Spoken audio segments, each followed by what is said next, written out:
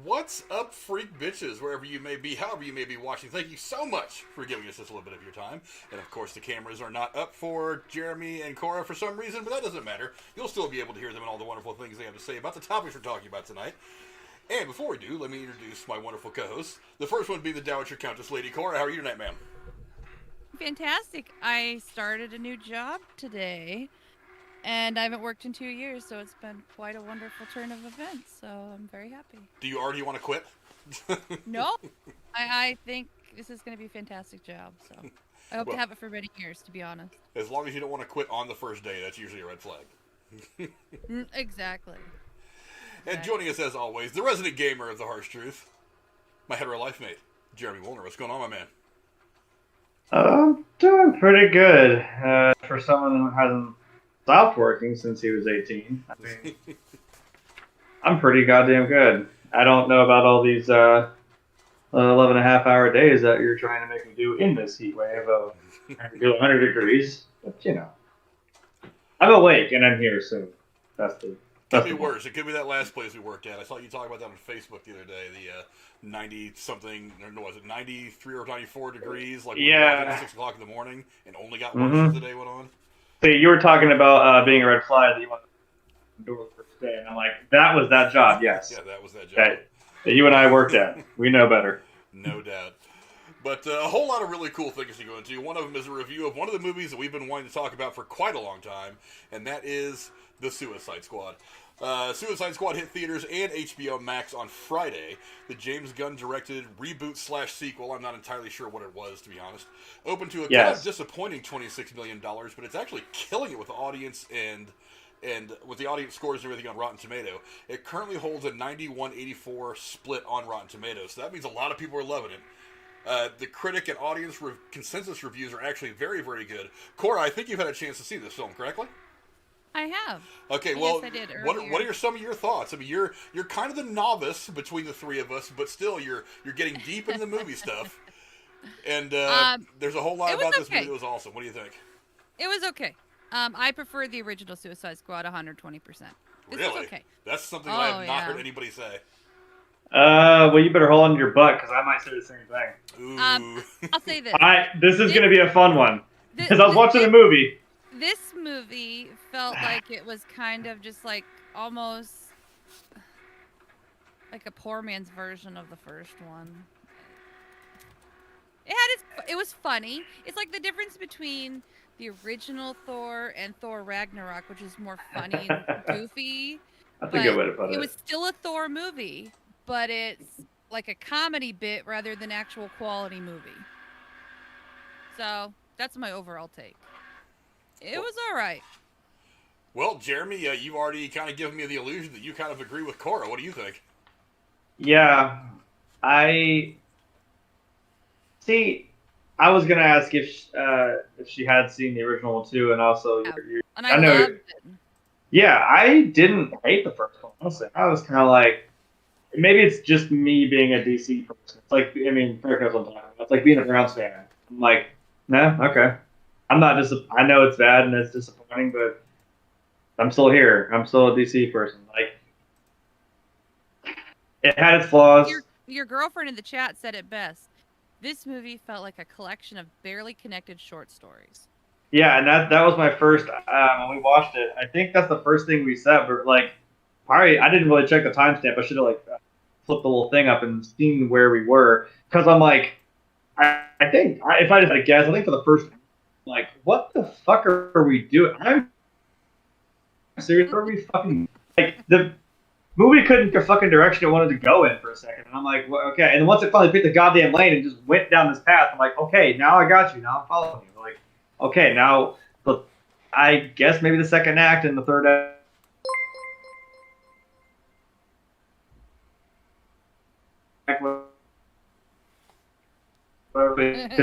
Somebody I watched made a good point. The first thing he had, he's like, so is this a reboot? Is this a sequel? A soft reboot? Yes. Okay. It's a I don't movie. know, man. That's what it is. It's a movie. I think it's a sequel only because I'm like, it seemed like Harley Quinn and Rick Flag kind of had like that weird little friendship, like they knew each other already, like still. So I'm like, this might kind of be like a new chapter in the Suicide Squad. So Like, why we decided to do? I mean, it's like we have the Halloween movie, then we have a sequel, Halloween. it's for me, it's almost as if it was a sequel to Harley Quinn movie. It had nothing with the original Suicide Squad movie. Oh, Birds of Prey. Yeah. Yeah, which was Feels kind of a sequel, but like from her perspective. I don't know. I was sitting there and I was trying to not.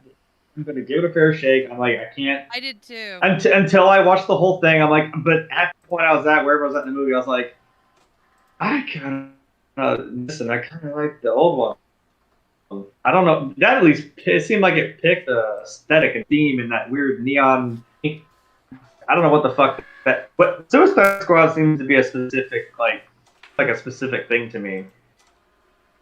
Like he said, I'm a gamer. I found a gun in the game that was like painted all kinds of bright neon weird. Ooh, this is like a Suicide Squad paint job. It literally says it's like an adjective. So I'm like, that's what I mean. I don't know. I didn't hate it. Like I said, once I figured out what it was doing. Would you watch it again? I would watch it again. I might watch it one more time, but I would not. Yeah, that might be it. I don't really say that with any hesitation. Like I would watch it again because I kind of want to maybe try it again and to see what. Because it got good there. Like I said, the last whatever, I don't remember how long the movie was, but the last hour. The starfish battle scene, call it. That was pretty good. I think or for the Star You or some shit. I think you guys are absolutely fucking. I'll say this: the writers did a good job of creating the illusion that these people had a genuine like connection, and that whether it was their bickering, laughing, or working together, it was all very believable. The cohesion of the characters, that was very well done. I'll say that too. Yeah, I think you guys are nuts. What did you think, Frank? I think you guys are absolutely fucking insane. I think this movie was an order of magnitude better than that last absolute fucking dumpster fire that we got like 4 or 5 years ago. That movie was a train wreck. I didn't say that old one was good. No, that movie was terrible. You're right. No. I thought it was. No, you're right. It wasn't good. Jeremy, I can't tell if he likes it or not. When I left the theater after seeing the first one, I was like, meh. I thought it was kind of like it was. You're right. It was at best it was average. The more I saw it after that, the less I liked it. To the point where I just had to stop watching the movie because I tried to watch it again. It's a comic book movie. It's the actiony stuff that I like, and the more I watched it, the more I found these things about it that I hated. And I finally just stopped watching it. It was just terrible. It wasn't good at all. Now, granted, it came at a time when DC was not exactly. They hadn't quite figured out what they wanted their universe to be. So a lot of it was just the absolute lack of creative direction that the entire universe had. So I don't necessarily blame the filmmakers. However, you cannot for a minute tell me that movie was even a little bit good for anything. I mean, it was terrible. How long do we have? I'll tell you. The only redeeming parts of that movie to me is that Harley Quinn and the Joker stuff, when they're in the same scenes together, are good to watch because those characters have always had this really weird dynamic that's kind of like, in itself, it's kind of like a train wreck or an accident. You can't not watch it. There is this beautiful toxicity to their relationship that is attractive as a viewer, but for the most part, it's terrible. I mean, that whole dancing witch thing at the end, I didn't get. I mean, it was just kind of, it was all over the place. It was scattered. This was much better put together by James Gunn. Now, granted, there's some things about the movie that kind of got me. They kind of got me off to the side a little bit. They kind of slapped me in the face. One of the main things was, and I'll deal with trying to figure out why your guys' cameras aren't up in a minute, is I don't understand why they made such a big stink about casting some of the people they cast. And again, this is spoilers here. I do the non-spoilery stuff for the shorts that I do right after I watch the movie. But when we're on here talking about it, it's spoiler friendly. Just get all into it. That's what we're doing. When all the people that you were bragging about casting this movie all die in the first 15 minutes, I'm kind of like, then what's the point? Like, they made a big point about casting Michael Rooker. He I agree. He dies in the first battle. They made a big point about casting Sylvester Stallone, and you don't even know it's him until the end of the movie. I mean, even then, I got to the end of the movie, and I was like, wait a minute, I thought Sly Stallone was in this movie. I was like, oh, he was the voice of King Shark. Okay, whatever. They tweaked his voice enough to where you couldn't really recognize it, but whatever. And then you end up with, I mean, for one, you've changed around the Deadshot character now, or the Will Smith's character is actually not in this movie. Now it's Bloodshot or Bloodsport, whatever Idris Elba's name is. Bloodsport. Now, don't get me wrong, Idris Elba's a fucking star. That guy is just killer in this movie. He's killer in everything. Let's be honest. So I had no problem with him. John Cena's terrible. His character is dumb. Yes. I'm sorry. He's getting better as an actor, but he's not good yet. And then basically you kill Flag, which is the only really good character you had from the first movie, except for Harley Quinn and Joker. You kill him, which I kind of got it narratively. It made sense to me. But of the final characters you have kind of living through all that chaos in the very beginning that have to go through the movie doing this mission, you've got two characters that absolutely nobody outside the hardcore comic book fandom has ever heard of in Polka Dot Man and Ratcatcher 2. You couldn't even get Ratcatcher 1. You have to get stuck with Ratcatcher 2. And they made fun of that a little bit in the movie. But that's the joke. I didn't really get all of that. That didn't really sit well with me. But the action was fantastic. James Gunn makes no jokes about the fact that he wants this to be it wasn't a spoof. It was a kind of a direct it was really one of those movies where they tried to turn the comic book into the movie. They wanted to make it outlandish, kind of oddly colorful. There was James Gunn is really, really good with humor, as you can tell from all the Guardians of the Galaxy stuff that he's done. The guy's a good filmmaker, but there were some things about this that tweaked me a bit, I admit. But this movie is infinitely better than the first one. I mean, the first one is almost unwatchable now. Again, it came at a time where DC did not have its shit together at all. But I liked the cast. I wish we could have seen more of Michael Rooker's character. It's like you see him for the part of the first battle, and then he's swimming away because he's scared shitless and they blow his head up. It's like, okay, you made a big deal about casting the guy. Whatever. Now he's in the movie for the first 2 minutes. That was one of my big complaints, Frank. Well, I can agree. And I get it, but this movie is still so much better. It's a much better story. The one thing that really I kind of was like, and even after I watched it the second time, I thought maybe I would get it a bit differently, even though I really didn't, was the main monster you had to fight being Starro. I thought that was a bit cartoonish. I was like, meh. I would really, yeah, I know. But again, I understood what he was doing. He was just trying to take the comic book, put it into real life, and just let us have this fun, colorful, action-y, goofball story. I mean, it's an alien. Killing people on the team wasn't disturbing to you? What's that? I mean, it was a big giant starfish from space.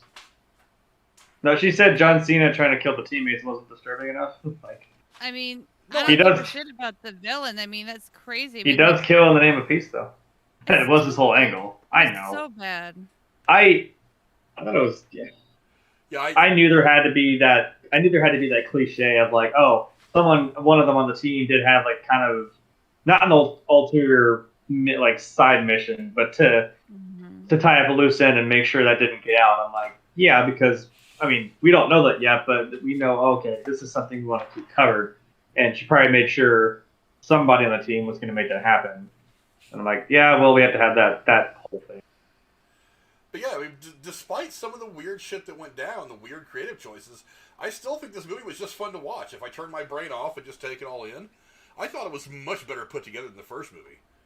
I if you get the vibe. Sorry, go ahead. No, I like the story better, the overall story. Again, not big on fighting the giant starfish. That was a little cartoonish to me. But the overall story I thought was much better. And you've got James Gunn, who I think at the time, even though it's all kind of worked itself out now, I think at the time kind of wanted to put his thumb in Marvel's eye, so kind of went and made a Marvel-y kind of movie with DC after Marvel had kind of unceremoniously fired him for a little while, and then got smart and rehired him. So, I mean, I kind of think he was trying to do that. Got in trouble talking about kids inappropriately on Twitter. He made some tweets and some jokes.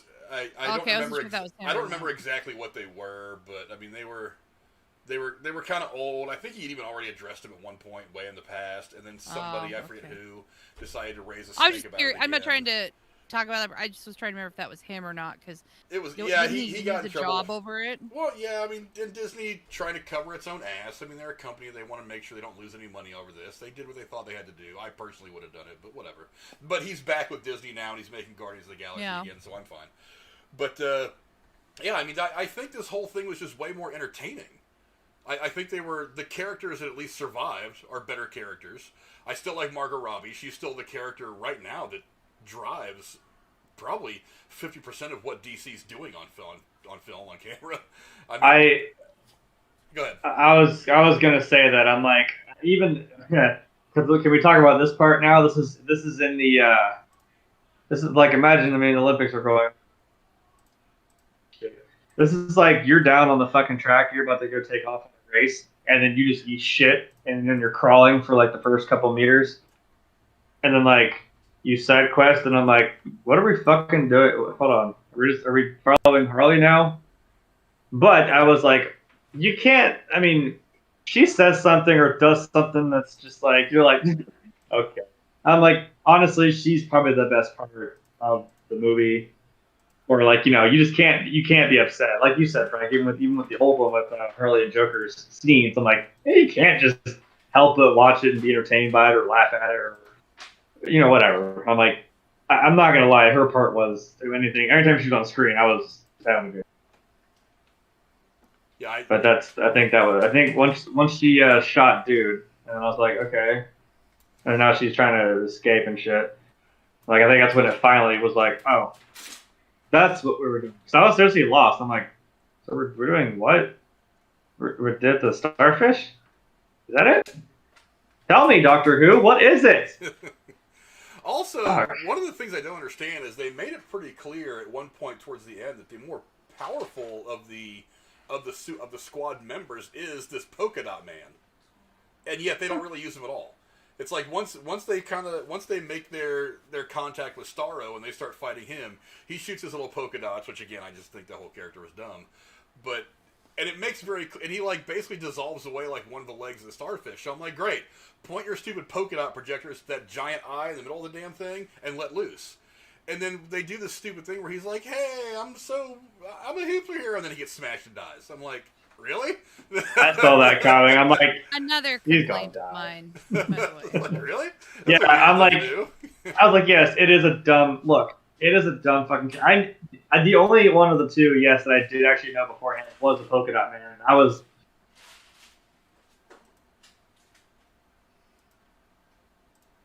Seeing like from that thing, and I'm like, who? And I was like, we're doing. Oh god damn it, we're doing the polka dot man. That's awesome. This comes from somebody who knows that there is a villain in Batman, and that's just literally the condiment man. He's got like a ketchup and fucking mustard, just real. I'm like, yeah, you think that's stupid? It's because it is. It's as dumb as having, polka dots. Like I knew that.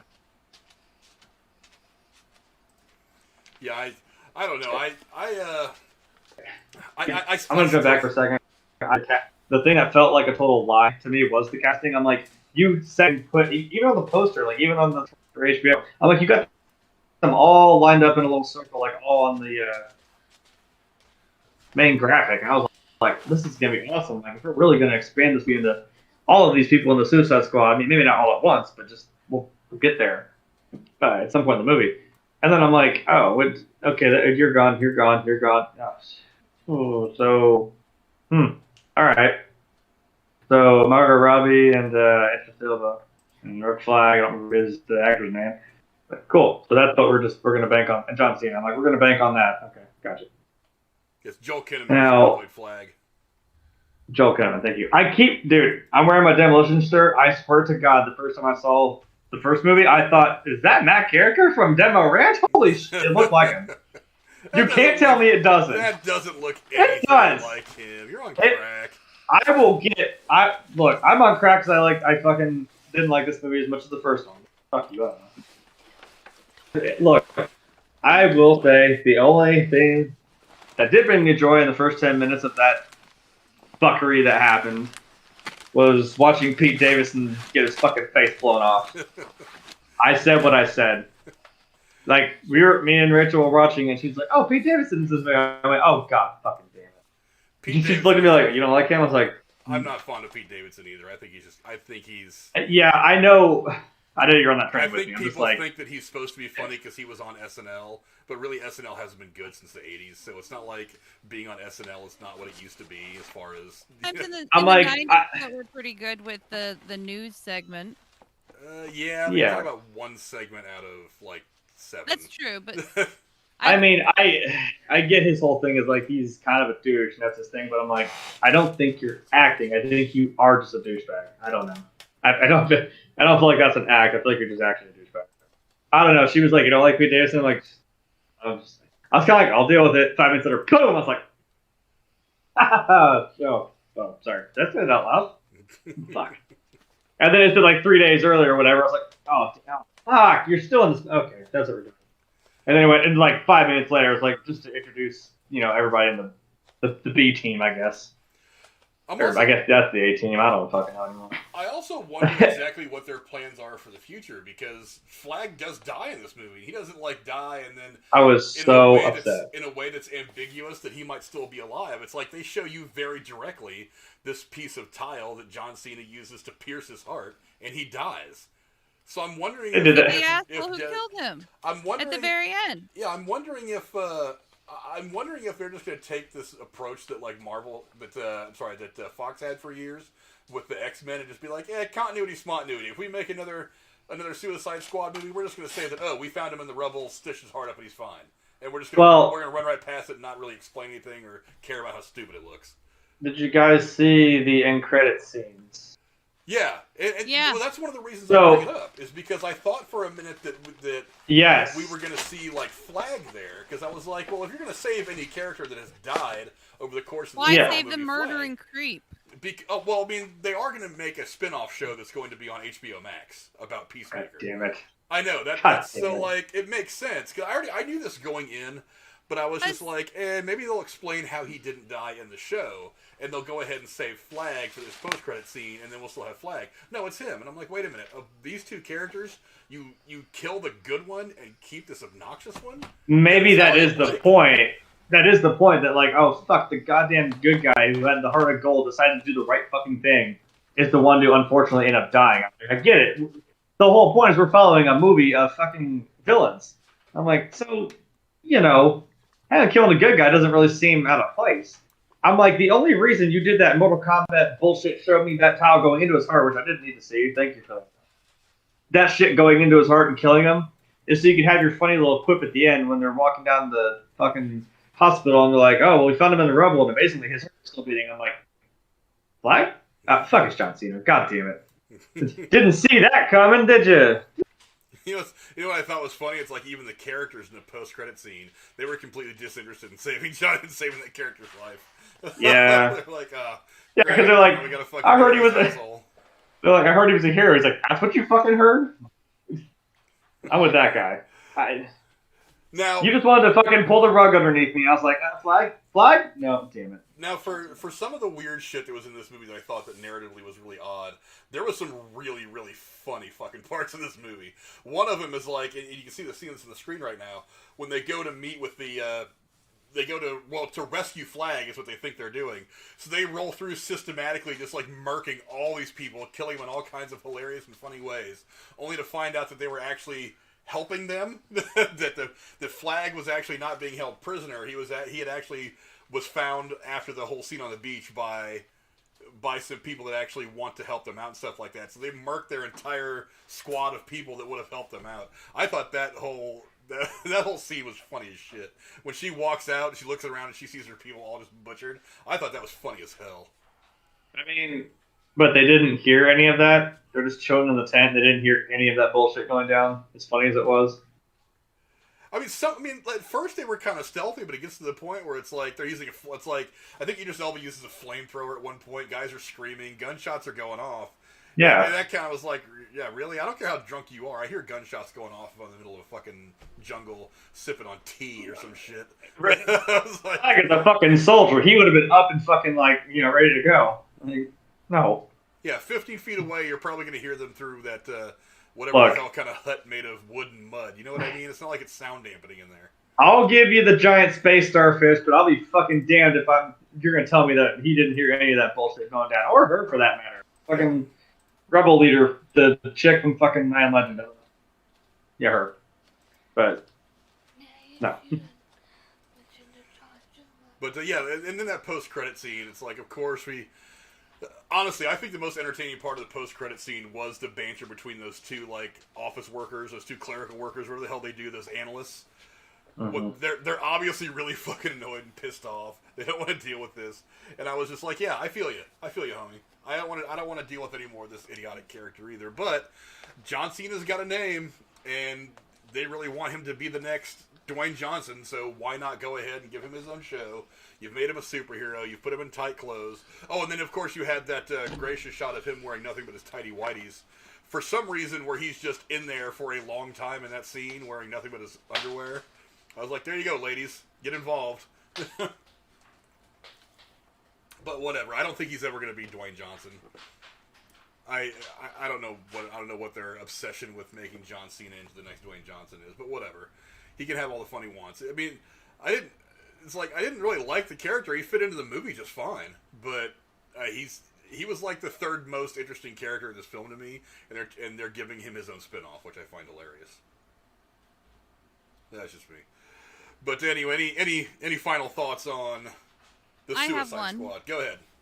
So that one of my things that I did like about this movie, when they first went, after they slept and they went to go save, Flag, they went into this, little area. It was exactly like the set from Tropic Thunder. And I love that shit. It reminded me so much of that scene when they were, or the whole movie, really. This, village, and everybody was doing their own thing. And I just thought it was crazy stupid that they killed everybody. And they weren't even holding him hostage. It was funny. That was funny to me. But I love that it reminded me of Tropic Thunder. So I did think that scene was absolutely fucking hilarious. And it's just and the looks on their faces too was golden. Like, oops. They were like, oh, we weren't supposed to kill all these people? Yeah. My bad. All her friends and potential partner and siblings could have been in that group. Who knows? It's just like, oh boy. So.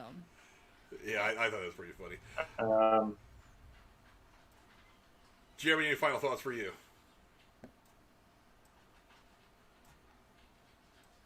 I guess. Yeah. I don't know. I like the old one. I didn't hate this one. Once it finally found its footing, that's just my opinion. I will still say, though, either way you roll the dice, # squad goals. That's my segue right there. Look, honestly, I don't know how you could look at this and not find it way more entertaining than the original, which, I mean, the first one that came out in 2016, it got off to a decent enough start, but it just wasn't that good. It was a terrible ending. Everything on there was kind of stupid, but honestly, this one was way more entertaining. Again, maybe it's something about James Gunn. I'm not saying that who directed the one a couple years ago. I forget. I don't know. I'll look it up now. I don't know. I know that. That's funny you say that, because I'm like on the opposite. I'm like, this one had a fucking clusterfuck at the beginning, and then it finally ended. Well, I thought the middle and end kind of went right. I thought David Ayer. David Ayer. Okay, yeah, okay. He's the one that's been doing a lot of DC stuff. He's been writing a lot of the stuff for DC as well. But yeah, I didn't understand why you would kill everybody in the first few minutes of the film. At least some of everybody in the first few minutes of the film. And that was the big names too. That was for the movie, though. I mean, narratively, it fit. Yeah. I'm like, you got Rooker, Nathan Fillion, fucking. How would you not want Nathan Fillion to last at least most of the movie? That's what I'm saying. And Jai Courtney, I'm like, you killed goddamn Captain Boomerang too. Yeah, he was probably of all the people that nerd fandom want to see in every nerd level movie, it's Nathan Fillion. They want him in everything. Yeah. Why would you put him in this movie, have him in there for 5 minutes, and kill him? You realize you would have made everybody much, much happier if you'd have at least let him last until, the fight with Starro. You know what I mean? Yeah, I don't know if that was I don't know if that's supposed to be the joke. That we're like, hey, look at all those people we have in this movie. All right, we're gonna kill them in 5 minutes. Haha. You still watch the movie? I'm like, yeah, I did, but like, was that the joke that like they were just gonna die, or you know? I get the joke. Anyone could die at any time, even these superheroes. And also, like, narratively, I'm like, you gonna tell me Michael Rooker's will do that much of a badass and immediately just shit his fucking pants and just tried to fucking swim away? Like, what? Come on. He saved the weasel, and I guess we know now the weasel fucking lived. I don't know what the fuck that's supposed to do for us, but like, Well, sure, I thought that one of the reasons I didn't bring it up is because I thought it was just kind of a reference, because they're in Costa Rica, and Costa Rica is one of the places where the chupacabra apparently exists. And they mentioned that could have been the joke. They mentioned earlier in the film, he's harmless except for the fact that he's killed and eaten like 12 children or whatever like that. That's why that's kind of what I got from that little scene where he wakes up on the beach, he spits up that water, and then just walks off into the woods. That he essentially is just a chupacabra. I kind of giggle at that one. I didn't think it was significant, but I thought it was funny. That's fair. I mean, I was like, cool, Discount Rocket Raccoon is here. I don't really care still. I don't know. But anyway, those are our thoughts on the Suicide Squad. I'm sorry we don't have time to go into a bigger discussion about it, but I don't know. Yeah, plenty to talk about. I don't know that the movie warranted that much of a discussion anyway. You know what I mean? But still, it's funny, and it's available on HBO. It's available on HBO Max. It's available at theaters. Go check it out in theaters if you get a chance. I've actually seen it twice now, and I thought it was pretty good. Again, not great. It seems like DC is kind of finally finding its footing a little bit as far as their movie stuff is concerned. I still don't know what they plan on doing with having 9 different Batmen and, you know, the Flashpoint with whatever they're doing with the Flash movie. I still am confused and concerned with what they're doing about that. But at least the Suicide Squad area is kind of covered right now. And there's also a lot of talks that James Gunn is going to come back and do several other projects with DC, including a sequel to this film. I don't know what you're going to do as a sequel to this film, since you killed 95% of your squad, but whatever. I mean, you've killed Flag. I don't know if Peacemaker's going to be that involved, seeing as how he's got his own spin-off coming. You've got Idris Elba and the Rat Girl still around, but I mean, do you form a whole new squad around them? Well, you've got Harley. You've still got Harley Quinn. But I don't know. You guys go down in the chat in the description below if you're watching this afterwards, and let us know what you think. But we're gonna go ahead and tell move us on. if you're team 2/3 or team loner on your opinion of the movie. What's that? I didn't hear. I got it. You said which team are you on? You on team 2/3 or loner? As in, are you on our side or just Frank over there? Love it, Frank. Well, see, that makes this a fun discussion, because I'm like, he apparently liked it. We're just kind of like, they are the funner discussions when we don't agree. That's true. Yeah, right, that's what I'm saying. But, and none of us knew, by the way, going in what we all thought about it. So I had no idea Jeremy agreed with me. I had a inkling, that Frank liked it, but we didn't talk about it beforehand. So you got it. Well, I had really high hopes for the trailers. You're welcome. I thought the trailers were really, really fun. And I was like, well, again, I did too. And then like that, then I have high hopes for the movie. So I kind of went in dating profiles to like it.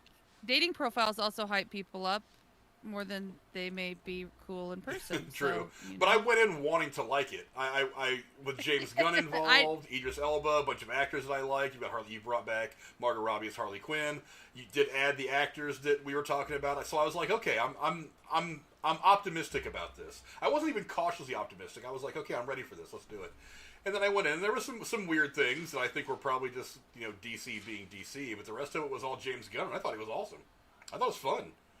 Again, way better than the first one. Way better than the first one. But that is not the only comic book property that dropped in the last week.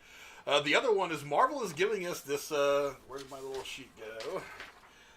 What if? What if? What if?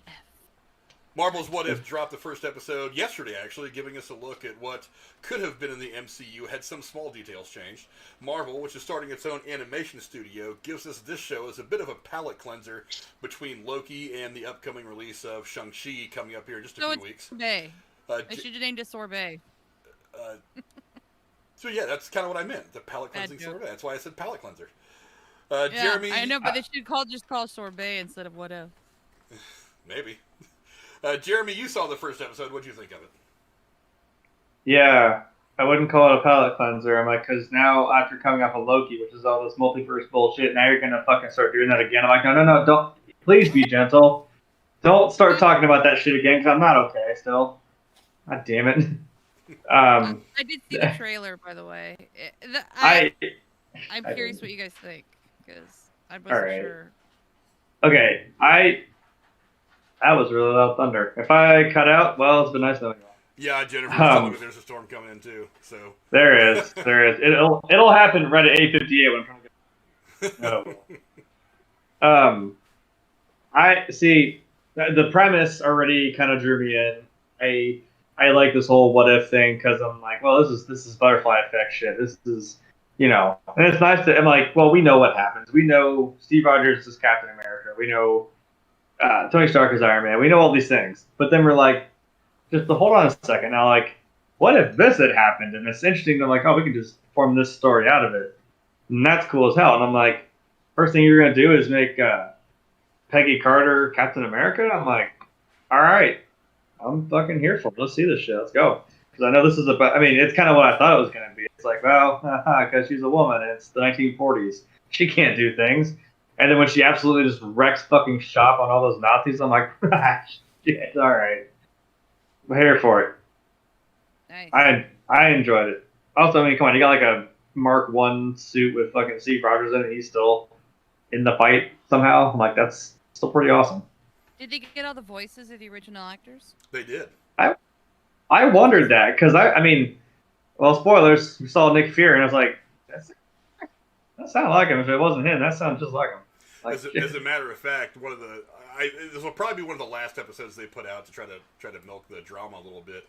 But this is actually one of the last things that Chadwick Boseman did before he passed away. Unfortunately, I was going to ask that next because in the trailer, it sounded a lot like him. I'm like, how did they find someone to sound so much like him? Mm-hmm. Well, I mean, these days you can tinker with a lot of stuff electronically to make me sound like Chadwick Boseman if I wanted to go. Well, have you heard what they did with the Anthony Bourdain documentary? I did not. It was very questionable. So basically, somebody made a documentary about Anthony Bourdain and his life, and somebody literally took a whole bunch of audio samples of him, put it into a computer, and put together statements out of the computer and put it in the documentary as if he said these things.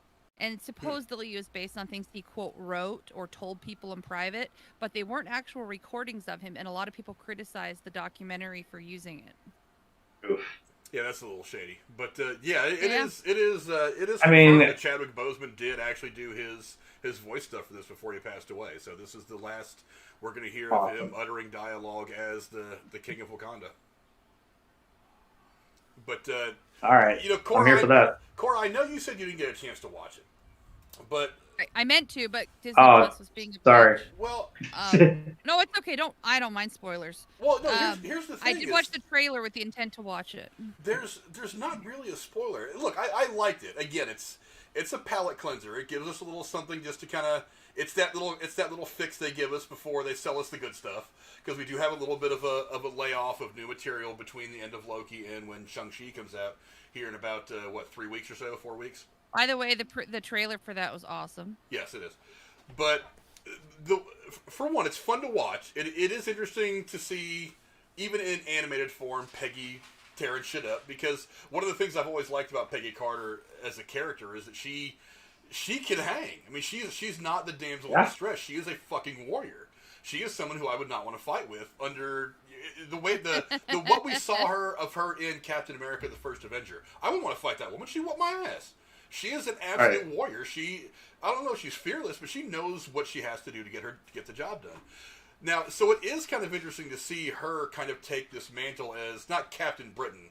Just they didn't give her Captain Britain moniker in this. They just called her Captain Carter, and she goes on and does the stuff that Steve ends up doing.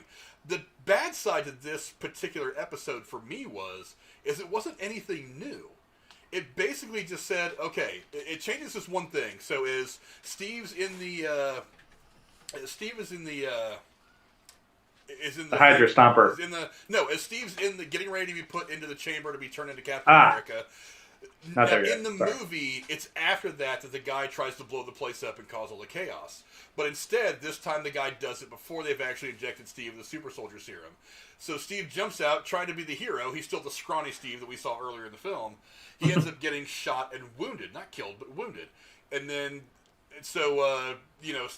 Stark and all these people are like, we have to do this now, or we're not going to get a chance to do it at all. So Peggy says, I'll do it, and jumps in there like the hero she is, and she ends up getting injected with the serum and becomes the super soldier. And then everything that happens from that point on, it's just her walking the same path that Steve Rogers walked in the first Avenger, Captain America the First Avenger. It wasn't really anything new. That's kind of what really bummed me out about it, is I was like, well, it shows her going out and taking out all the Hydra bases and stuff like that the same way that Steve did in the first movie. So it's not really a big different scenario. You're just gender swapping the character, and that's it. And I was thinking to myself, you could have told such a richer story with this character and really, really made her the superhero that I've always thought that Peggy should be considered anyway. I thought that was a really big missed opportunity. Now, again, I know it's just their animation studio getting their sea legs, getting ready to come out with more and more animated stuff. But the story-wise, it lacked a little bit for me. Jeremy, do you agree with anything I just said? That's a good point, but I mean, it's not like you didn't enjoy Peggy just sitting there like wrecking absolute shop on people. I mean, and the point it might have been like, well, was that not still the point of, that was still kind of the end game of like, that's still, I mean, it's still maybe a small deviation. It's not, I mean, the butterfly effect is one little small thing, and it's not going to, this is immediately following. It may not deviate so much. I mean, I think the point of the end was like, that might be where it becomes different, because remember, she went through Portal, and all of a sudden, there she is, and there's Nick Fury. Instead of him getting frozen in ice for 70 years and come back out, it was just boom, she got teleported to the same time Steve did when he, met them. So I'm like, that could be different, but I don't know. If they started there and told her story from there, I think that would have been far more interesting. Because if you think about it, her being the Avenger instead of Steve Rogers, that could have changed a lot of really crazy stuff. Now, if they would have done that and then just had her go do the same stuff that Steve did after he came out of the ice, that would have annoyed me. Yeah. But it's like you could have sent her story down a couple of different paths and really kind of explored how things would have gone for a woman in the 40s who became a super soldier. I mean, because one of the things I really, really liked about the character is, and I don't know if you guys watch it, I know I've pimped the show to you a couple of times, Cora, because I think you'll like it, is the Agent Carter TV series that ABC had for a couple of years. I thought that series was freaking awesome. And I love her character. I love Haley Atwell as the character. And I thought that TV show was great. And it did show her dealing with some of that stuff of being a woman in the late 40s into the 50s, as people were still just looking at women as like secretaries and shit, despite the fact that, she had played her part in winning World War II and done a bunch of cool things. And she was helping build Rachel the said SSR. Something in the chat. She said, let me find it.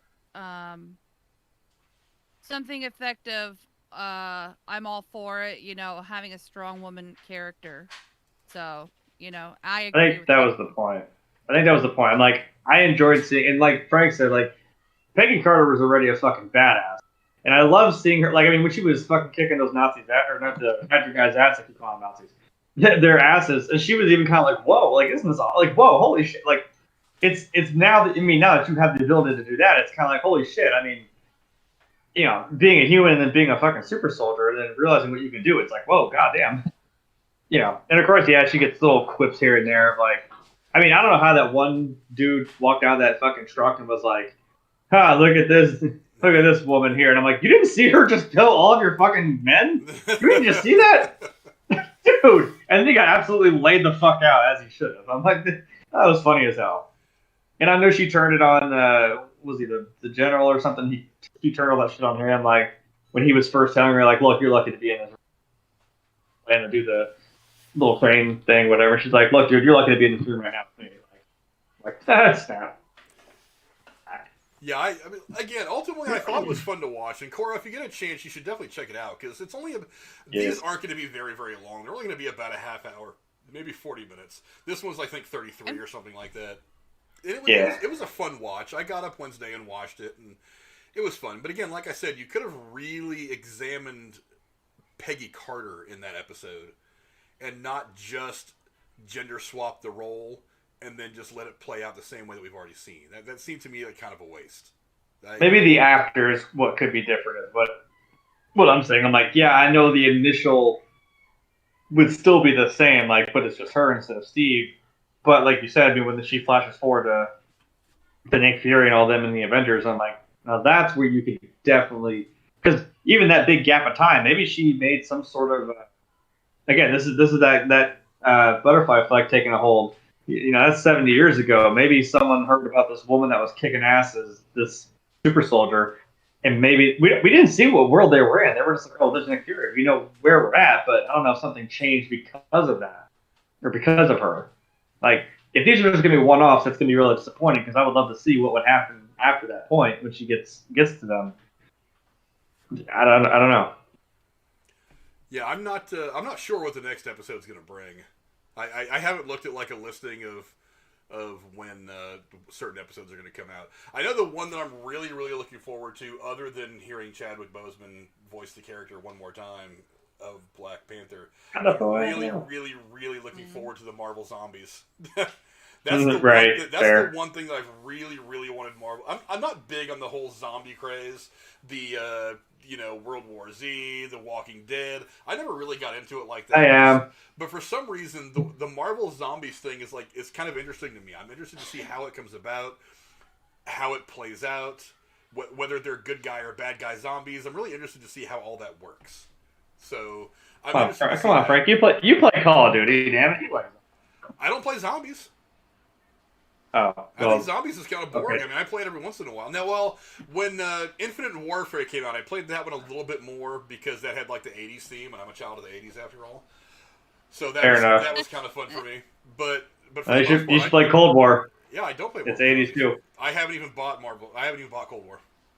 I haven't either because now the exact same game that every other Call of Duty is. And I'm tired of buying Call of Duty games that are just the same thing over. I know. The new one might be good though. World War II. We're going back again. I've heard good things about it from a couple people who played it. Yeah, I don't. I think we might be going back to World War II with Call of Duty Vanguard, which is apparently Vanguard. Called. But, I'm so happy because World War II was one of my favorites. I actually liked that one. Call of Duty is at its best when it's in World War II. That's kind of a whole different subject. Yes, that was the whole point of it. But yeah, go check out Disney Plus and go check out What If. Again, I really hope that in the future they really go after different angles instead of just putting someone else in the role and having them doing the same thing, because that's not the visual that I want. I want to see, because one of the things is who ends up being the Sorcerer Supreme instead of Doctor Strange.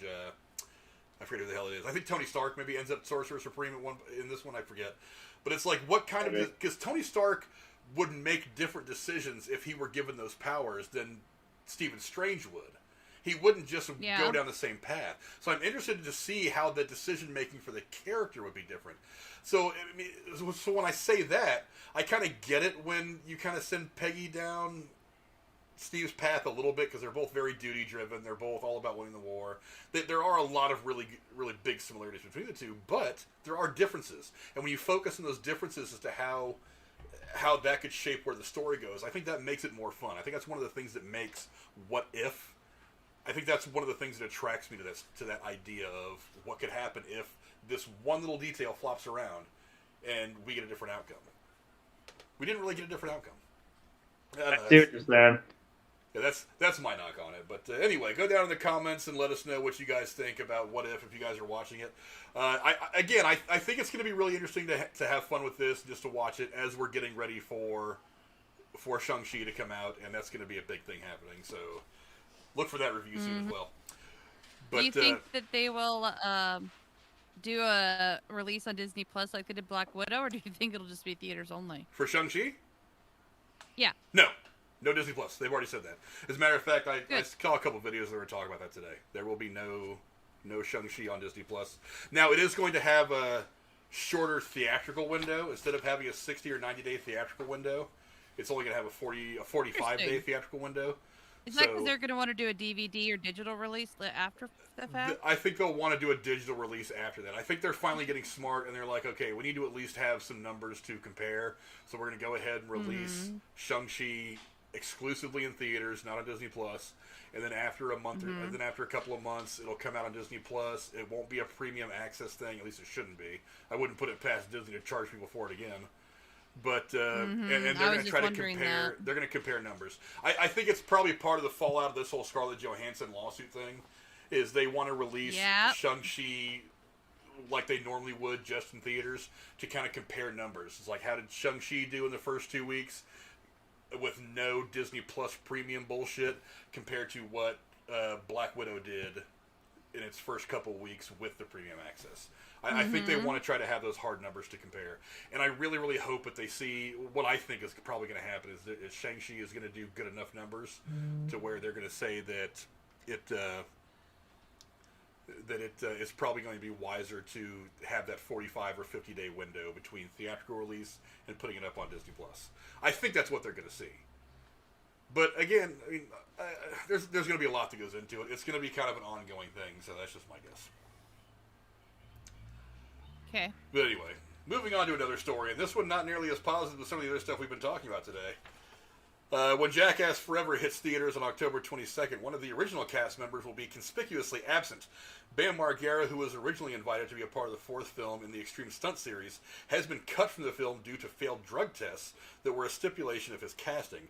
Margera has also named stars Johnny Knoxville and Steven Steve-O Glover in the lawsuit that claims his civil rights were violated when he was forced to sign a wellness agreement as part of his contract.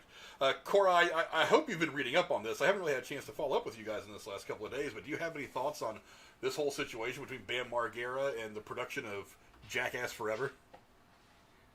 A lot about it, but I will say this. If he signed contracts and knew what he was getting into, and he failed the drug tests, that's one thing. But if he didn't know it was a stipulation, I don't know. I mean, I think drug use is a personal decision. I try not to judge people.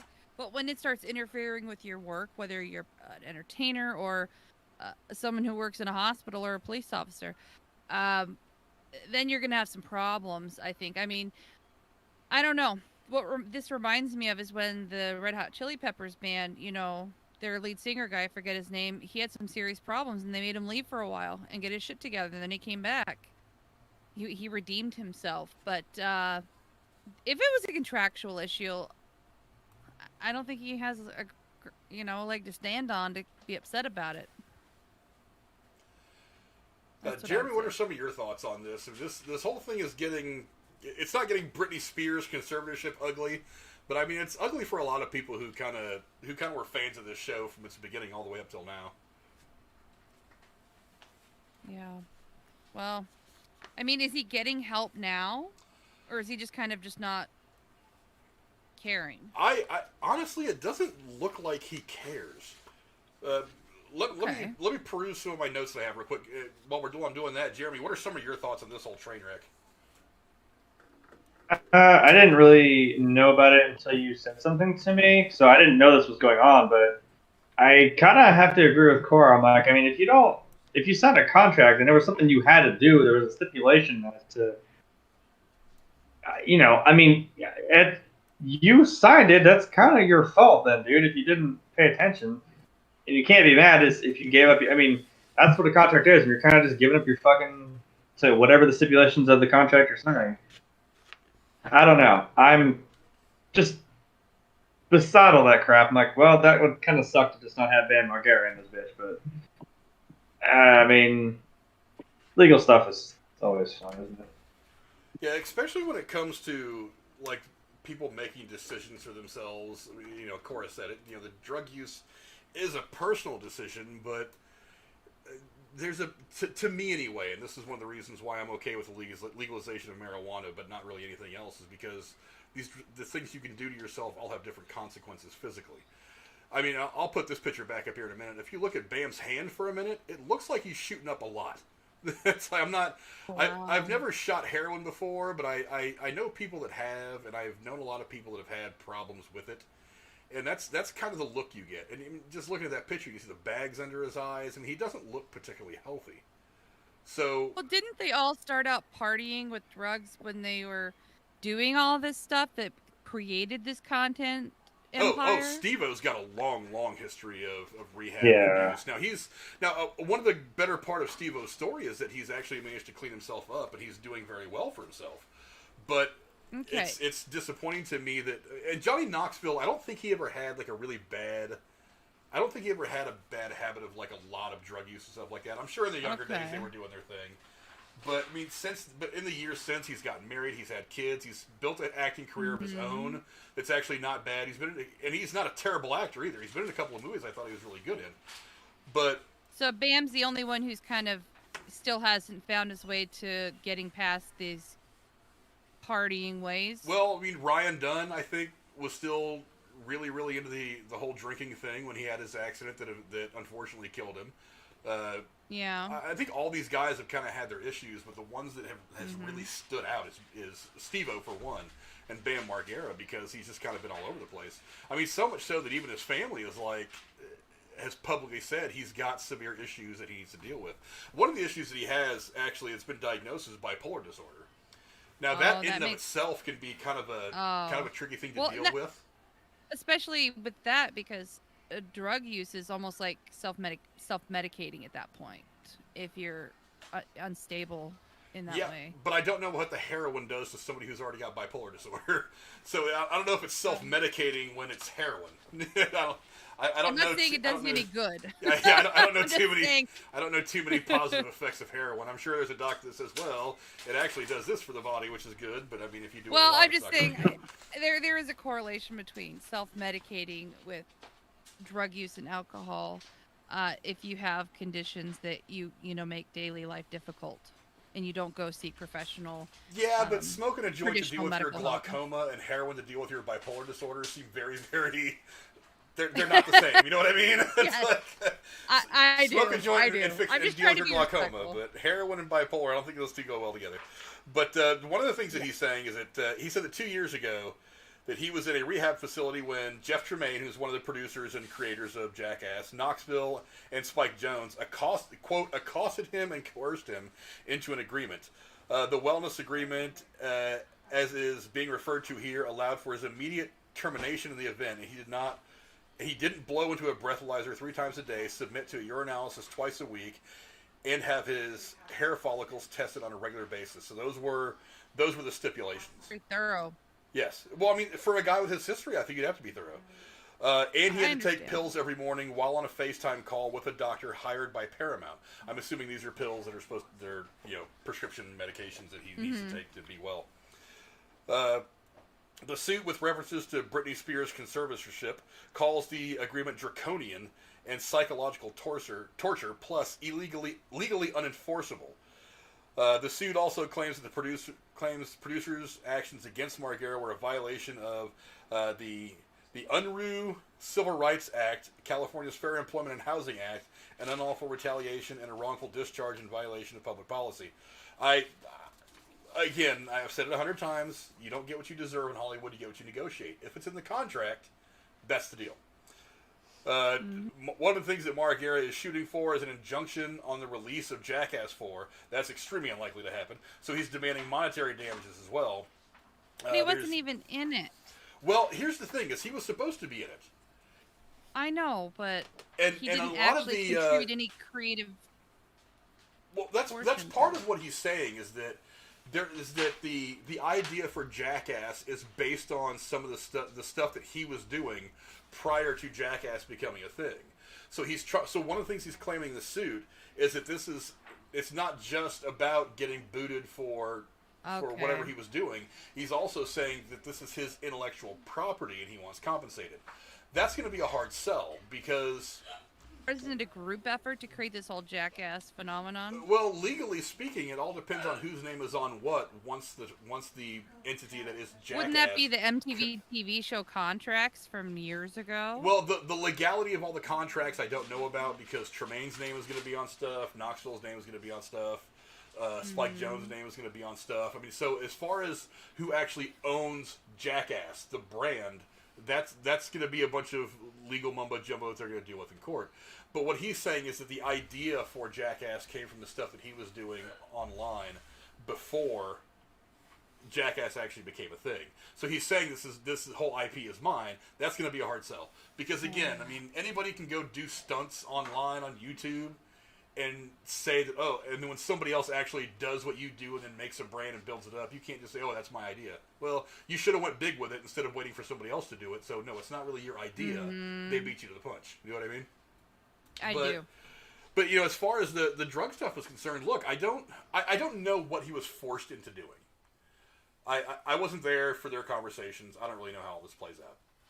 But if you have a history of the problems that he has, and someone like Johnny Knoxville comes up and says, "Hey, I want to do this thing that we used to do together, but I need to know that you're clean because I want you to be a part of it, but at the same time, I don't want the bad press that comes along with you being a heroin addict on camera, and B, I don't want you to be on set. Him getting arrested on set because he has narcotics on him? Well, one of the things that I would worry about if I were the producers, I would worry about him coming to the set fucked up on heroin and then trying one of these stunts and dying, because if you don't have these protections in place that they were talking about, the drug test, the hair follicle test, the urinalysis, the breathing into a breathalyzer, if you don't have those things in place, the production could be liable for him dying. They have insurance, don't they? I mean, they probably had insurance in place that required them not be intoxicated. Well, but that's the problem is some movie productions will actually have problems dealing with insurance because of things like that. Because it's like Jackie Chan had to create his own insurance company to insure his movies because nobody wanted to insure him because he throws himself off buildings every movie. So I didn't know that, but that's really cool. I learned that today. Very, very true. Does he still have it? Well, he's not doing the stunts the way he used to. I would imagine he might. No, but he could be making money, though, for other people within Hollywood. But selling insurance. But yeah, I mean, so if you're the production, you have to cover your own ass, because the last thing you want him to do is to show up on, jacked up on heroin, and then you're going to put him into a ring with a raging bull, and then he's just too blown out to know that this bull's coming to jack up, and he stands there like, and this bull jacks him in the face and smashes his skull in. I mean, you're looking at a God knows how many millions of dollars in lawsuits from the family and whatnot. You're looking at lawsuits from places like OSHA and all these other companies and entities that try to make movie sets safer. So, I mean, I don't blame the producers for looking at this guy and saying, hey, there's got to be some stipulations in the contract if you want to be involved in this. Now, if he failed one of them, my response is tough shit. You should have kept the needle out of your arm, or you should have kept the bottle out of your mouth, or you shouldn't have dropped the pills or whatever. So, I mean, I do feel badly for him, but at the same time, it's like, dude, you got to clean yourself up if you want to be a part of this stuff moving forward. And, I think I think right now he's probably trying to save face. Jeremy, if you have taken a minute from your hunt for the PS5, do you have any thoughts on this? I mean, I agree with what you just said. Like, I mean, maybe you should have made better life choices, and maybe just tried to clean yourself up sooner. Because I mean, unfortunately, I get it. You don't want to go out there. It sounds like a whole legality thing. You don't want him going out there trying to fucking play tag with a fucking bull and end up fucking dying or some dumb shit. Because then it becomes a whole nother nightmare. You know what I mean? Yeah. So, I agree. I mean, I'm not. I don't know, man. I like Corey said, like, I'm not exactly gonna judge you for doing drugs, but I'm like, man, maybe not the best idea. I mean, that's a hard fucking drug. That's what I'm saying. That maybe is more my issue. Where I'm like, I mean, if you were sitting there smoking weed, I probably wouldn't care. You know what I mean? But you're doing like heroin or crack or shit like that. It's a whole nother fucking set of fish. Yeah, and to top it off, I mean, this group of people, and I know that they were all really, really close friends for several years, they dealt with the aftermath of Ryan Dunn dying in a car accident. So, and I don't recall if he was driving, but whoever was in the car with him, I think whoever was driving was also intoxicated. So I mean, it's very, very clear to this group of people what can happen if you're not in control of what you're doing, and if Bam is having trouble controlling what he's doing, then, like I said, you got to cover your own ass. And maybe this is going to be the wake-up call that finally helps him, because, Bam's been in and out of recall more times than I could possibly count. But, maybe this is the one thing that's actually going to help him out. I wish him well. I hope he finds his way to a healthy place.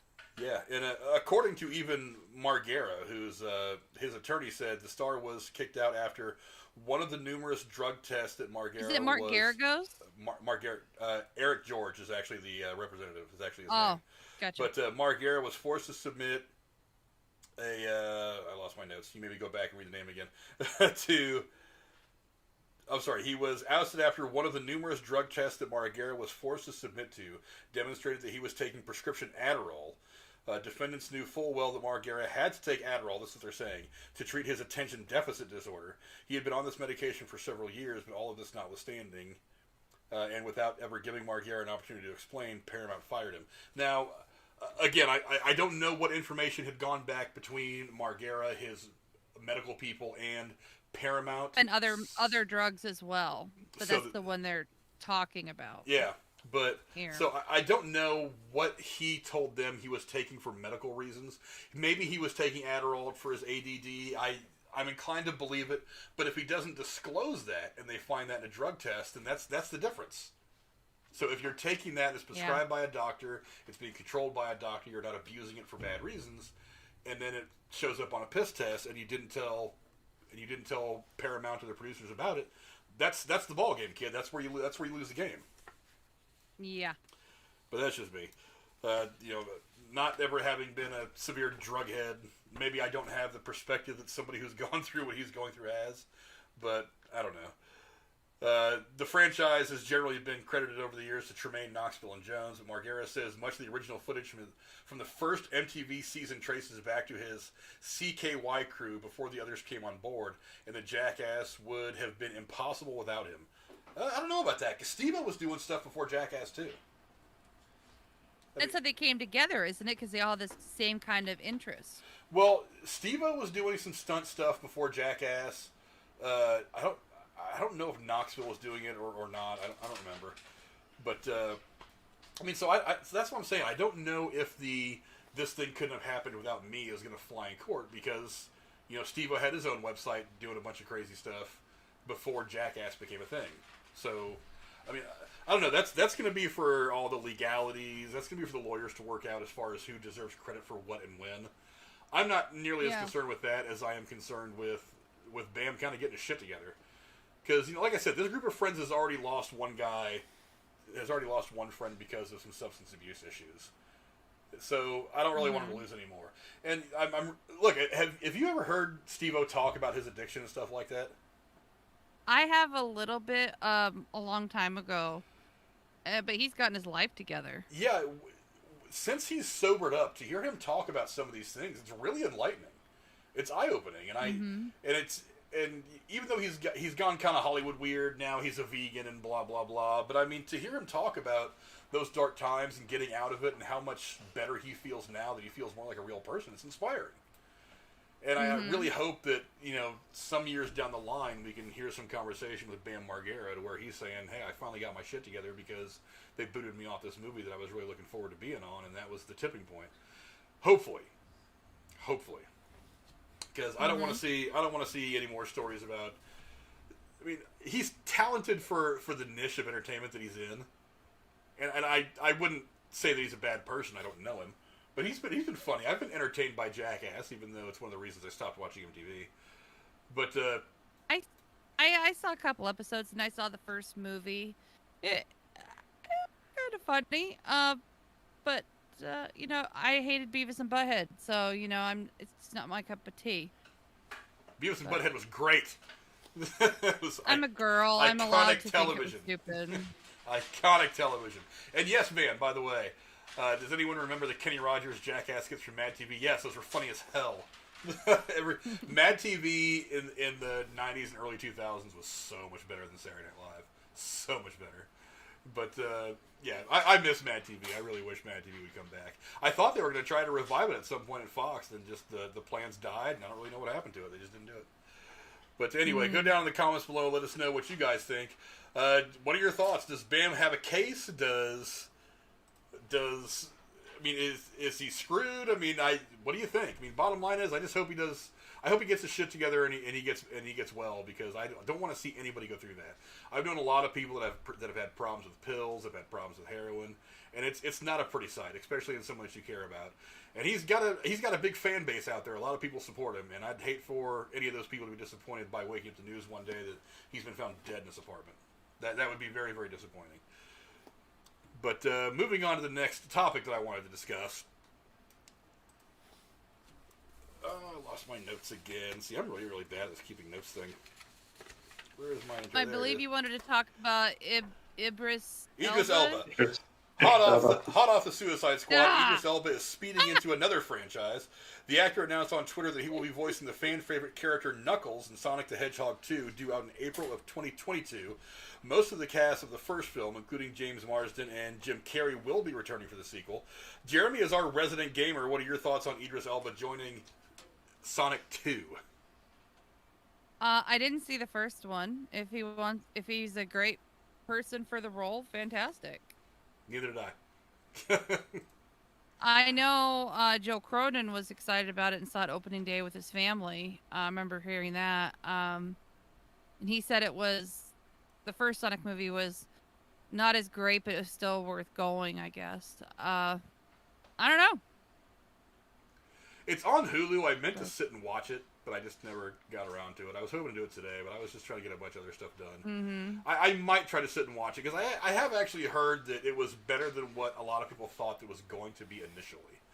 After the whole debacle of having to rework Sonic and the CGI after the first trailer came out. Wasn't it Jim Carrey who plays the bad guy in it? Yes, he's Robotnik. Yeah, whatever the name is, I forget. I haven't played Eggman. Yeah, I haven't played this game in like 200 years, so I forget even who most of the characters are. But Jeremy, what are some of your thoughts? He's Dr. Robotnik. Yeah. Yeah. What are some of your thoughts, Jeremy? Well, about to punch this fucking computer. It's hiding the button behind this stupid thing. Fucking goddamn get this PlayStation. Pissing me the fuck off. And it just keeps. It's a new error every single time. It's amazing.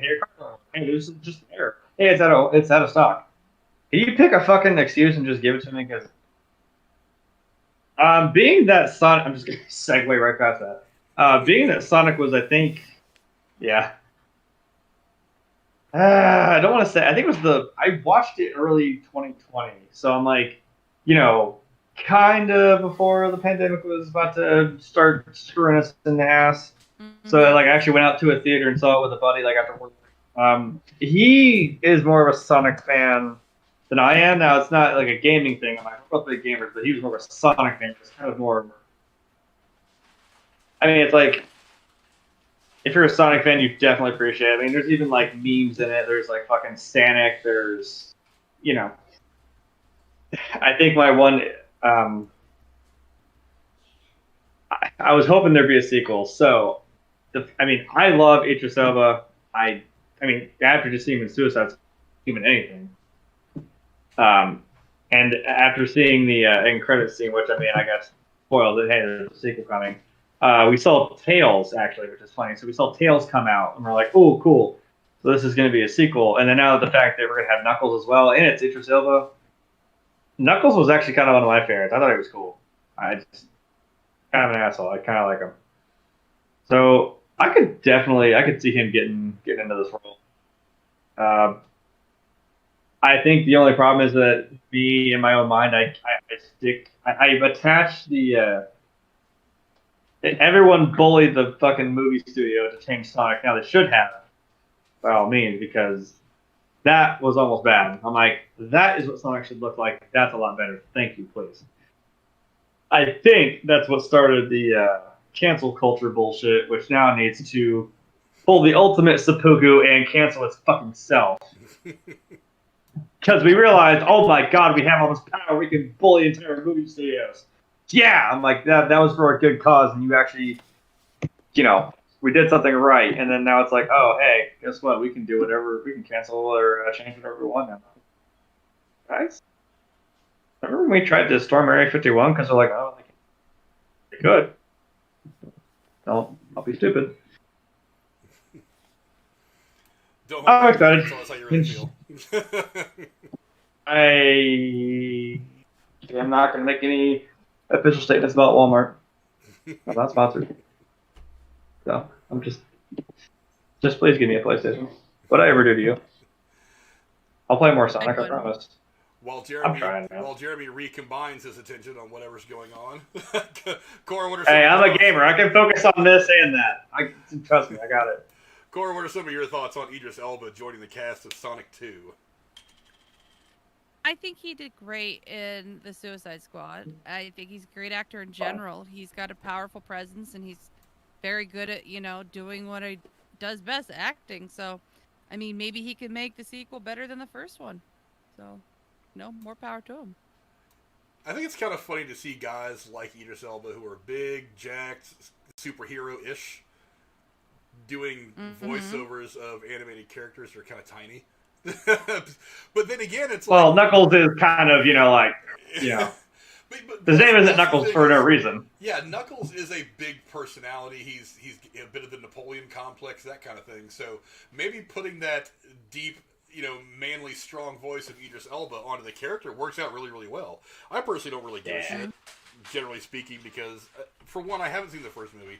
I don't really have any real attachment to it. I'll try to sit and watch it eventually.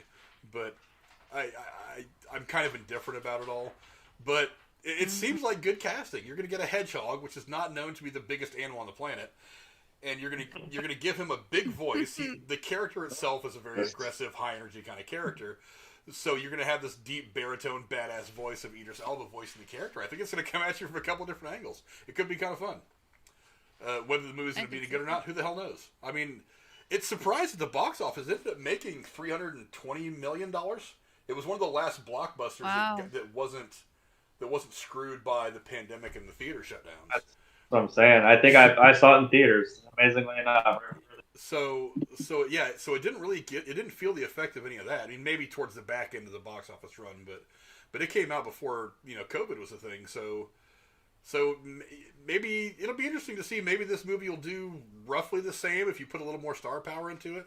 I mean, you've got Jim Carrey again, who he's not the star that he once was, but he's still very bankable. James Marsden, who's very bankable, all the way back to when he played Cyclops in the X-Men movies. And then you add Idris Elba, who's a big draw for just about everything these days, especially fresh off what is a critically very well-liked movie in The Suicide Squad. So, I don't know. Maybe they could drive that. Who knows? Idris Elba does also have some... What does he have coming out? Forget what it is. Let me find it. He has another thing coming out. He's got something called The Harder They Fall coming out in October on Netflix. I don't really know what that's about. I've never read anything about it. But obviously right now he's Bloodsport in Suicide Squad, so you guys can go check him out there. But yeah, I don't know. You never do yourself a disservice by adding talent. You're not just adding talent, you're adding a big name. And having that name in the marquee is going to help suck a few people in to go buy movie tickets. So I say more power to you, everybody who's making Sonic 2. Go ahead. Do what you're going to do with Idris Elba. You mean like they did with Suicide Squad? Hey, Suicide Squad the entire industry is going to be suffering for a couple of years from this whole pandemic thing. So I don't want to shit on Suicide Squad's box office too much. I'm not saying that. I'm saying you're like, hey, Michael Rooker, Pete Davidson's going to be in this giant court, and hey, fuck you, they're dead. I'm like, but they're not going to kill Idris Elba. I'm just saying. 5 minutes of the movie. The point was the names attached to. I mean, when you look at the billing, even in the fucking credits, the first person that was billed in the credits was Michael Rooker. And like, true. Very, very true. I love Rooker. I've met Rooker. I'm just saying. It reminded me of what happened with Batman and Robin. You know who got top billing over the fucking guy who played Batman? It was Arnold Schwarzenegger. I'm like, why? Because you paid more money, or were you? I mean, not that George Clooney wasn't a big name, or even Arnie, but I'm like, why did you? I don't look. It's a weird. I'm just saying, it's weird. You still put him first, and I'm like, yeah, cool, but I don't know. Hey, in Hollywood, you get what you negotiate. Also, I do. You get what you. I do have pictures to prove I met Rooker too. If anyone wants to doubt me, he's actually shorter than I thought he would be. He's actually like a little bit shorter than me. Kind of weird. Hey, I don't care. He was a cool ass dude. He went. If I can tell a quick story, he went. There's like a curtain, like a whole line, like sneaking through to go meet him. And there's like a curtain going along this wall here, and of course they like take him along that back wall in between that curtain. They just take him back there, and like I was peeking through. I was like, oh shit, and he like sees this and I just heard him say, oh, hell. He just walks through and just walks through the line. He's like, how y'all do it? And just walks through the lines. He said, fuck it. And I'm like, oh, he's the coolest dude. And like I made eye contact. I was like, what's up, Rooker? And like shook his hand. He's like, all right, let's do this. Go, kick some ass. I'm like, all right. He just goes up to the front and just walks through our line of people. All that.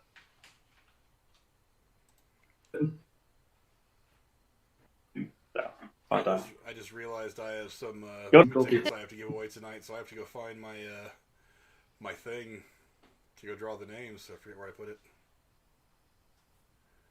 Where did I put it? I've got it saved in a bunch of bookmarks. I think I probably saved the wrong one. I'll find it. It's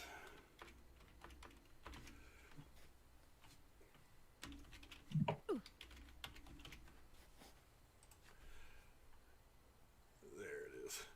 So while I'm getting that together, I just want to remind you guys of a few things we have going on the channel. I think by this point I've bought about 10 PlayStations.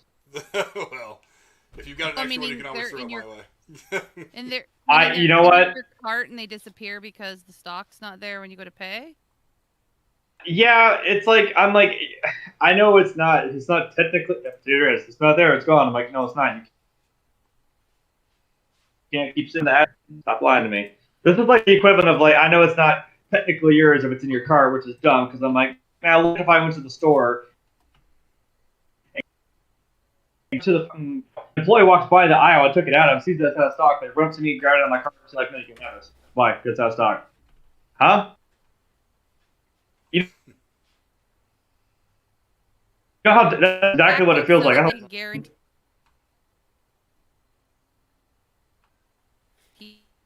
They don't want to have to program their web in real time to track inventory, and this way, I'll give you an example. So, a Costco order rather than drive to Costco because it's quite a drive.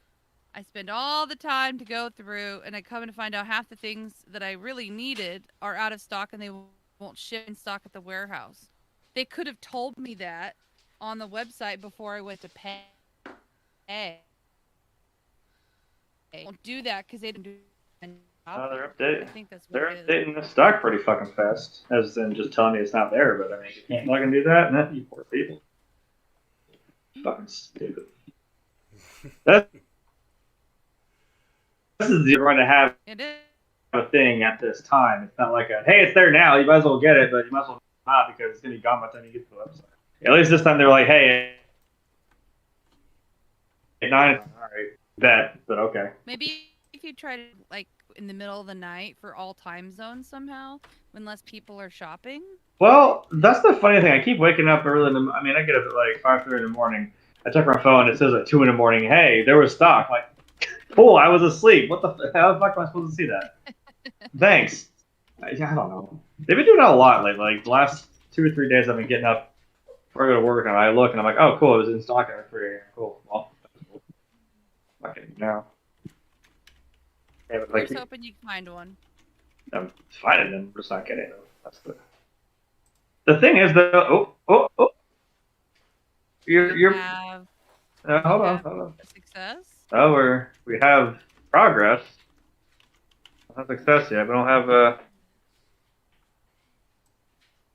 not used to this laptop yet. That's the fucking problem. Laptop. See, it don't make me go through that just to be like, sorry, got you again. It's out of stock. What? I hope that's not happening. Oh no, it's happening for like the last 3 fucking weeks that I've had this fucking app that's supposed to tell me when shit's in stock. As soon as I mean, like literally, it popped. I was doing something on my phone and accidentally clicked it when it popped up. I didn't mean to click it, so I got it like as fast as I could have gotten it, and it just something had it. This app to tell them where stuff's from. She's like, "Fuck, what? What'd you do?" It's like, "Oh, I got a PlayStation," and they fucking sent me a picture of it like when it came in a week later. I'm like, "Okay, cool. I'll humor you." Well, now that Jeremy has done shameless plugging for the PlayStation 5, the one that he's going to play and never, ever, ever let you guys play. In the entertainment arena. It's Sort in the of. entertainment arena. Sort of. I do want to remind you guys of a few things that are happening on the channel. One of them is the Discord that we do have. The link is in the description below. You can join us on there whenever you want, and you can talk movies, talk about all the stuff that's coming out on Disney Plus for Marvel, different spoiler reviews that we do, all kinds of stuff. So whenever we're not actively on here talking on a live stream, we can go on there and just talk about all the cool things that are happening in the world of film. Just go there and get the conversation going. I'm trying to get more and more people involved in that so that we can have great conversations about movies. The other thing we're doing, obviously, is the Patreon. For just for just $5 a month, you get a chance to win $25 in free movie tickets that we give away on the first Thursday of every show. I'm actually about to do it twice here in just a few minutes because I've been forgetting to do it for the last couple of first of the month shows. What this is meant to do is just to get everybody back out into the theaters. Now that theaters are starting to reopen, hopefully they stay open. There's a lot of stuff going on. But as long as they're open, we just need to get out there. We need to support the local theaters, support the people working at the box office, at the concession stand. We're not trying to pump any more money to the movie producers. We're trying to support the local theaters, help those people out by just going. So you can get a chance to win $25 a month in free movie tickets. I'm actually going to give away 2 of them here in just a minute.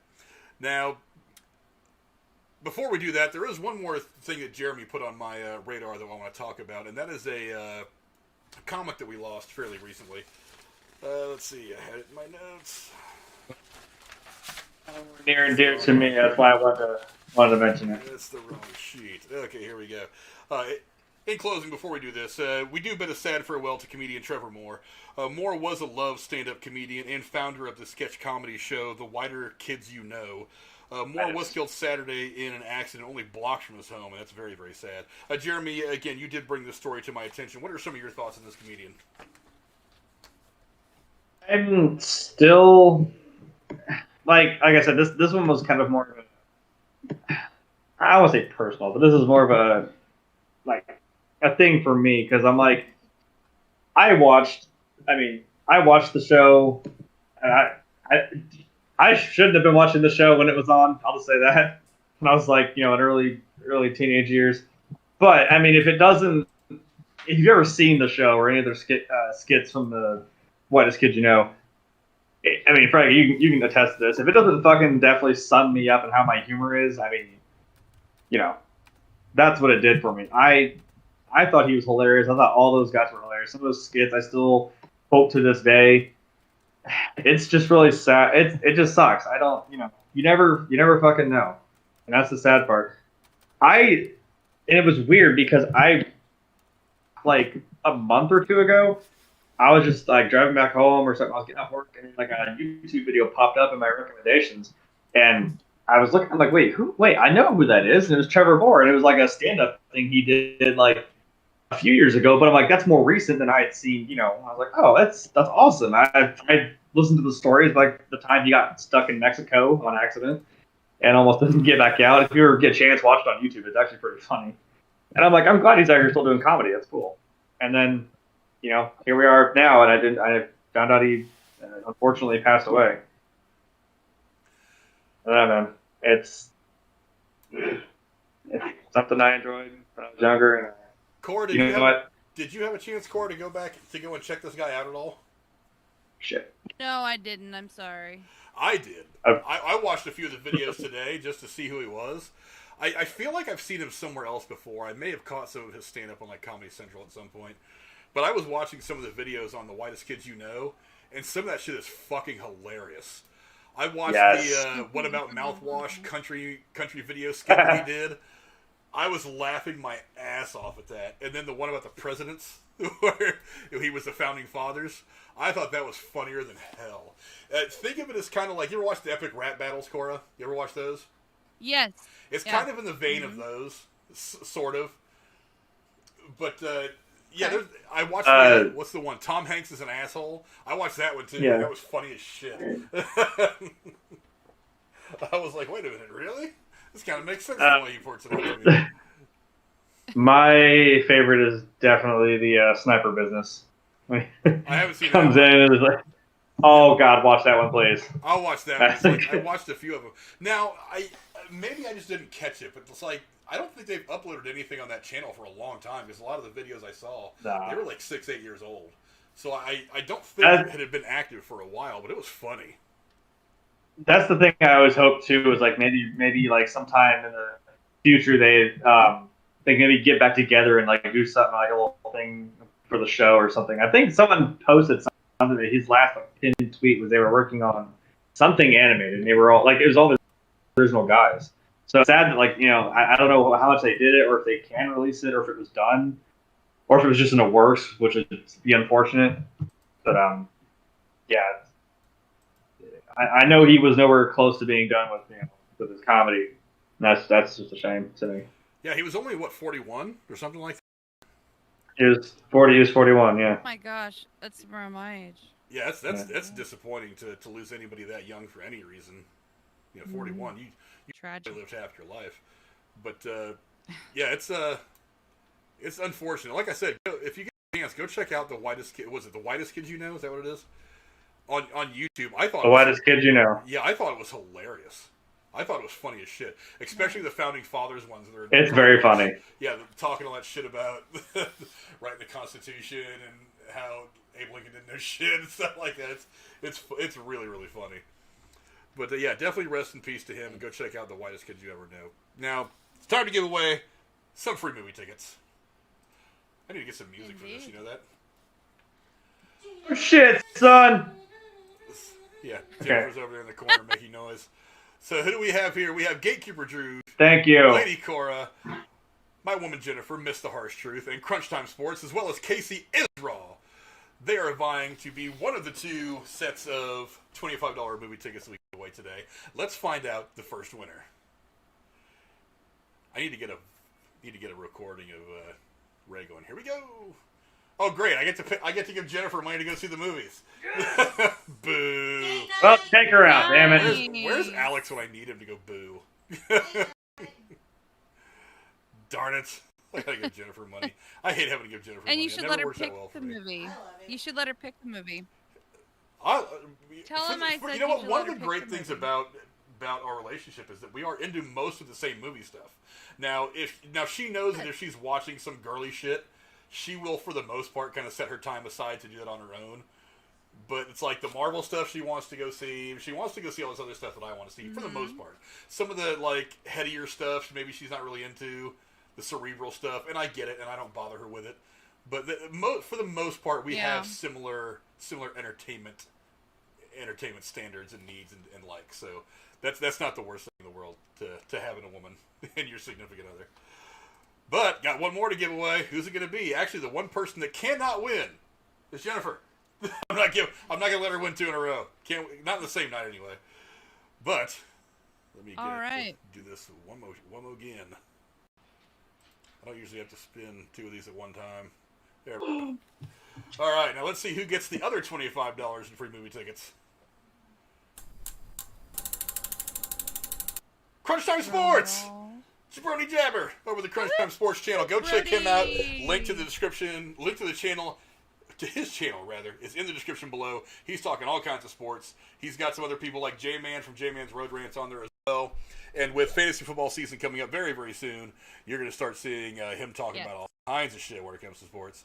Congratulations to Crunch Time Sports and to Miss the Harsh Truth for being the winners of $25 in free movie tickets. We'll do it all over again the first Thursday of next month. You have time. Go in there.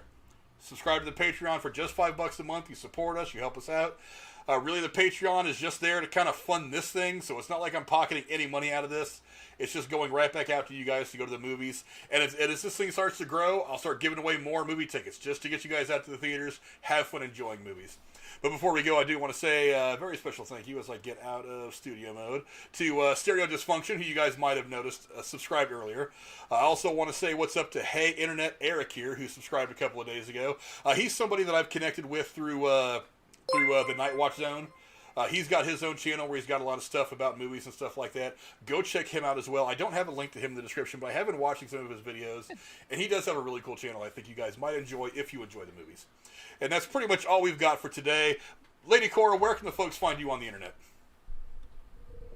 Nowhere. I don't exist on the internet.